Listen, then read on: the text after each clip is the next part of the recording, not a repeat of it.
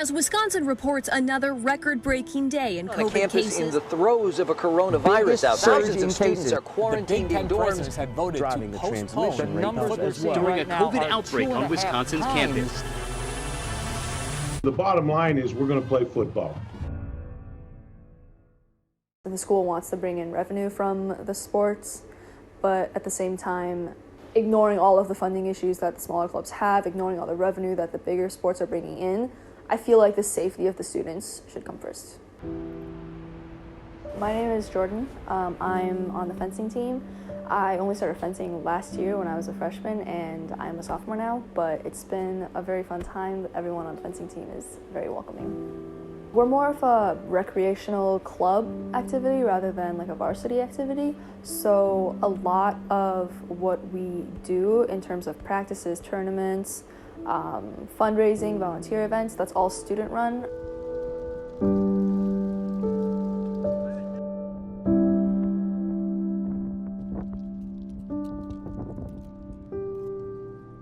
The university has, for our club and some of the smaller clubs at least, I think, taken pretty good measures to limit the spread of COVID. We are allowed practices now, but there's a lot of paperwork to get through, and you can only have a maximum of 10 people per practice.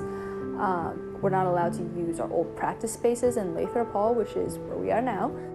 For the smaller clubs and recreational teams, a lot of what's happening is there's no practices, there's no competitions allowed, which I feel is a very good safety measure to take again.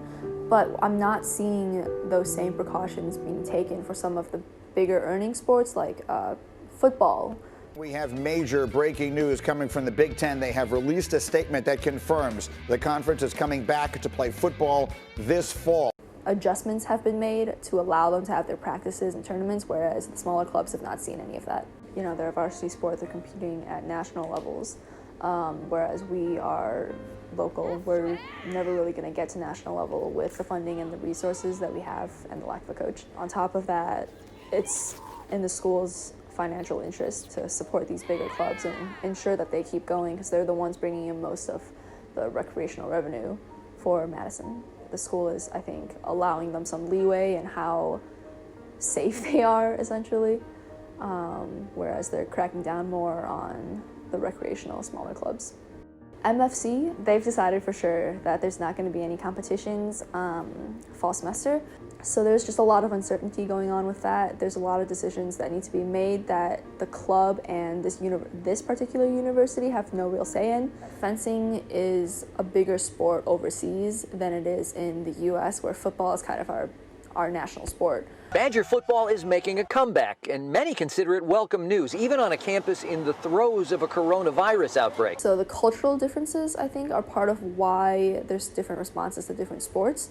But at the same time, regardless of which sport the nation prefers, I feel like there should be more precautions in place. Will we actually get to football season? And if we do, how long is that season going to be? Are we going to make 8 games, or is this going to be over after the first quarter? It's reflective of what we're kind of seeing, where football and college levels are being supported and they're like, go on, play your games.